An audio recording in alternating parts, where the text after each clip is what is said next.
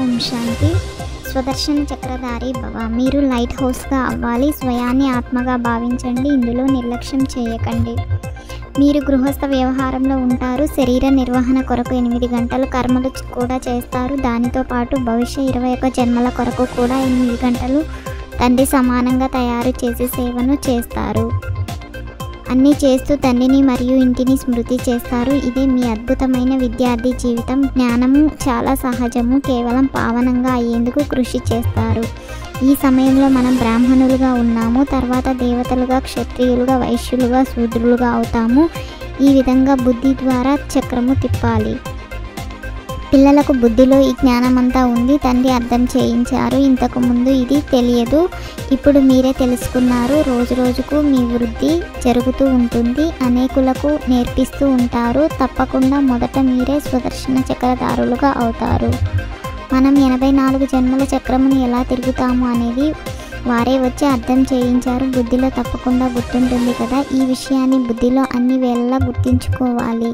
స్వదర్శన చక్రధారులుగా అయ్యి మీరు అంతిమం వరకు పురుషార్థం చేయాలి. మొదట ఏమీ తెలియదు. ఇప్పుడు తండ్రి తెలియజేస్తారు. వారిని స్మృతి చేయడం ద్వారా అన్నీ వచ్చేస్తాయి.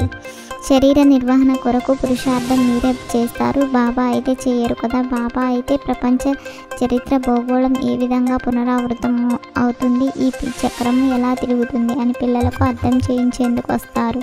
పావనంగా అవ్వడంలోనే మాయ విజ్ఞానం కలిగిస్తుంది. ఏదైనా విషయంలో నిర్లక్ష్యం చేస్తే ఆ నిర్లక్ష్యం వల్లే ఓడిపోతారు. మేము అనంతమైన తండ్రి పిల్లలం. ఇది బాగా పక్కా చేసుకోవాలి. మాయ వీరి బుద్ధియోగాన్ని తెంచేస్తుంది అని బాబాకు కూడా అనిపిస్తుంది. నెంబర్ వారీగా అయితే ఉండనే ఉన్నారు. ఈ లెక్క అనుసారంగానే రాజధాని తయారవుతుంది.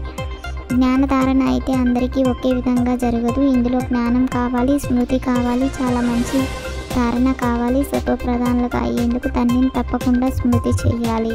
అందరూ ఏకరసంగా అయిపోతే ఇక రాజ్యము తయారవ్వదు. రాజు, రాణి, ప్రజలు, షావుకారులు అందరూ తయారవ్వనున్నారు. ఈ విషయాల గురించి మీకు తప్పకుండా ఇంకెవరికీ తెలియదు.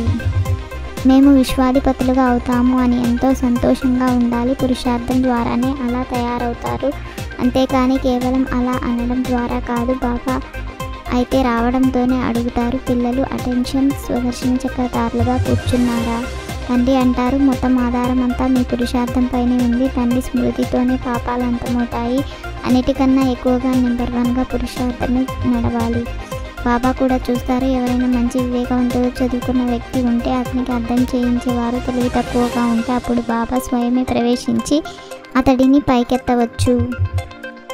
సంతోషంతో నిండుగా ఉండేందుకు ఏకాంతంలో కూర్చుని లభించిన జ్ఞానాన్ని స్మరించాలి. పావనులుగా మరియు నిరోగులుగా అయ్యేందుకు స్మృతిలో ఉండే కృషి చేయాలి. తండ్రి సమానంగా మాస్టర్ జ్ఞానసాగర్లుగా అయ్యి అందరినీ స్వదర్శన చక్రధారులుగా తయారు చేయాలి. లైట్ హౌస్గా అవ్వాలి. భవిష్య 21 జన్మల శరీర నిర్వహణ కొరకు ఆత్మిక టీచర్లుగా తప్పకుండా అవ్వాలి. త్రికాలదర్శి స్థితి ద్వారా 3 కాలాలను స్పష్టంగా అనుభవం చేసుకునే మాస్టర్ నాలెడ్జ్ఫుల్ భవ. సంగమ యుగము టాప్ పాయింట్. దీనిపై నిలబడి 3 కాలాలను చూడండి మరియు నషాతో ఈ విధంగా అనండి, మేము దేవతలుగా ఉండేవారం, మళ్ళీ మేమే అవుతాము. వారిని మాస్టర్ నాలెడ్జ్ఫుల్ అని అంటారు. ఎవరైతే త్రికాలదర్శి స్థితిలో స్థితులై ఉంటారో వారు ఒక్క క్షణంలో 3 కాలాలను స్పష్టంగా చూడగలరు. ప్రతి సమయము అంతిమ గడియ. ఈ స్మృతిలో ఎవరెడీగా అవ్వండి.